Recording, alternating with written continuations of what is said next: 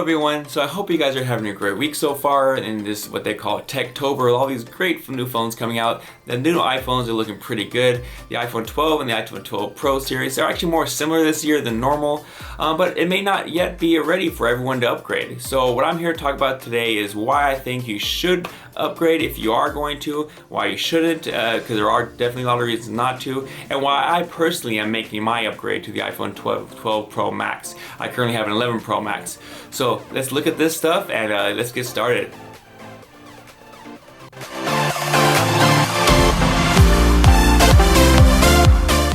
Okay guys, let's get going talking about these phones. So the iPhone 12 and the Pro model this year look pretty good. I mean, they've had some good little improvements. Whether it's upgrading or not, in the end will be up to you. But I mean, I think they're good improvements. So now all the phones have the OLED, you know, with the crazy contrast ratio, which is going to be awesome. I mean, you're going to have that insane blacks, way better viewing aspect ratios on this. So definitely a welcome thing to the lower iPhones. So now not just Pros, but the regular iPhones will have that. Pretty cool. They're both gonna have that new kind of like that new squared off design, reminiscent of the old iPhone 5 design. So I think it's a really beautiful design. I like it. You know, it just kind of just looks elegant, right? So it's pretty cool. You're gonna get that on both across the board. You're right. Main difference, of course, is that you're gonna have that stainless steel on the Pros versus the aluminum on the regular 12s. The MagSafe, of course, is a new thing, which I think is pretty cool. MagSafe is going to allow you to basically it would use little magnets to kind of stick on the back of your device, and basically it would do like a wireless charging thing. This is going to really lead, in my opinion, to the whole portless thing. I mean, I don't see the lightning cable to USB-C ever happening. I think it's just going to go straight from lightning to a portless device where they're going to be using like these MagSafe chargers setups. I mean, and I think that's cool. I mean, that's a fine way to go about it. I mean, I personally don't necessarily want an entirely wireless option, but I feel like that's the direction they're going to take it. They want things to be clean and sorry, my mumbling, clean and smooth, right? So I can definitely see that. Now they're going to have that new ceramic shield glass, which I think is really cool, 4 times stronger than the previous one, right? So that's going to be a really tough, a great thing especially for those that don't like using cases. Stronger glass, they can take more drops, is always better. I mean, I've seen some recent drop tests, and it actually looked pretty strong. It took some crazy like long drops, and still kind of walked away like a champ. So pretty good stuff there. Camera improvements, of course, you have it all around. HDR3, overall better scene recognition, deep fusion, all that stuff. It's still there, but it's just gotten better. Night mode is now on more lenses, right? So you can basically have it on all lenses, so it's pretty good. You have it on that going on. Now you have a 1.6 aperture, of course, on that wide-angle lens, so 27% more light. So obviously better low lights on those wide-angle shots, better low lights overall. And of course, there's Dolby Vision now, so they're gonna have Dolby Vision on these devices. Now it's going to be 30 frames per second on the regular iPhones, 60 frames per second, I believe, on the Pros. But I mean, most customers are just going to be happy it's there. One thing for you to know though, I have early tests they've been showing it on some of these Dolby TVs, it doesn't play right. So something to keep an eye on. I'm sure the update will come out on the TVs to make the format work, but just something to know, right? Now, when you get onto the Pro, what are your main advantages, right? Like, I mean, is it worth it with that $200 upgrade? So if you're gonna match, memory for memory, of course, since the Pro start at 128, gigabytes versus 64, it's only a $150 difference. So that's something to think about.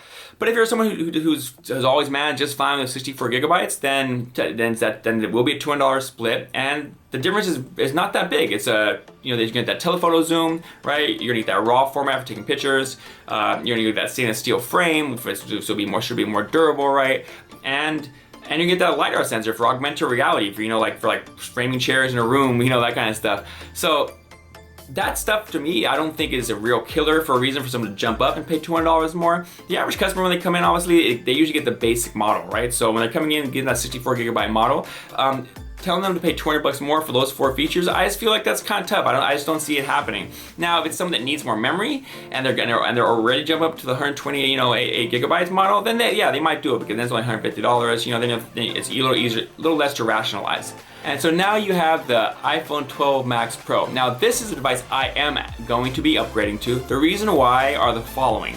Number 1, it has better zoom, right? So it's a 2.5 zoom level. It's not huge. Do I wish it was like Android zoom? Yes, I do, but I'll take what I can get. More zoom, the better, because I actually use zoom quite a lot. I mean, I'm a little camera nerd with my phone, and I actually use it in my videos too, so the more flexibility I have, the better. 2, it has a 47% bigger sensor, resulting in 87% better low light photos. For me, that's huge. So I know a lot of DJs, I hang out live scene a lot, I've been a promoter in the past.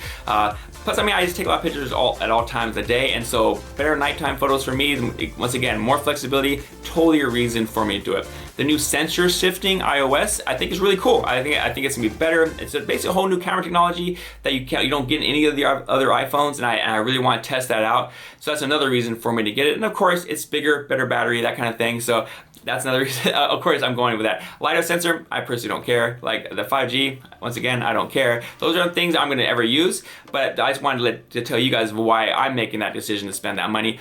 Also, something you should definitely look into is what your carrier is offering you if you are using those carrier deals to pay it off over time. A big factor that made me decide to upgrade this year was the fact that Sprint is actually giving me, letting me trade in my old iPhone and my girlfriend's iPhone, which is actually an iPhone Max 10s, from a couple years ago. And then they're gonna give us 50% off on the device. So basically, I'm only gonna be paying like $20 a month to get the new iPhone 12 Pro Max. And for me, that's less money than I currently pay now on my monthly for my 11 Pro Max. So that was a big factor in making me decide. I mean, it's less money, better device, right? My only real worry on most of these devices is, just so you guys know, is that the battery life so far is not looking that good in comparison. Now, it's probably because of 5G. It's also probably because they all have smaller batteries. So a really well-known YouTuber, a guy I actually watch all the time, Who's the Boss, he did a camera test recently, and these phones are averaging like an hour to hour and a half less than than the current iPhones out to right now. So that's a real factor for you. So if you have an iPhone 11 and you're really happy with it, like I have a lot of friends that don't see any reason to upgrade because they already love their camera, they already love their video, they don't see a reason, then you might want to wait till next year, because then next year they're going to probably have bigger battery, they're probably going to have improvements, they're probably going to have 5G will also be much more widespread than an actual more of a functionally useful, and so it might be a better bet for you. But those are my thoughts. I mean, what do you guys think? I mean, is this something these phones you're gonna jump on? Are you gonna only get it if you get a deal? Or are you gonna maybe hold off till next year? Are you gonna maybe you have an older iPhone? Are you gonna get what I think is the sleeper that's gonna sell huge numbers, which is the iPhone 11, because now it's down to such a much lower price? Are you gonna go and buy that one just save some money? Please let me know. I'd love to hear in the comments. I mean, I'm trying to build my community on here. I'm obviously a very new YouTuber, so I'd love for you guys to converse and then hear you guys' opinions. And until next time though, guys, if you see me at the bar, I would love to have a drink with you guys, as I always say, and I will see you guys next time. Have a great day.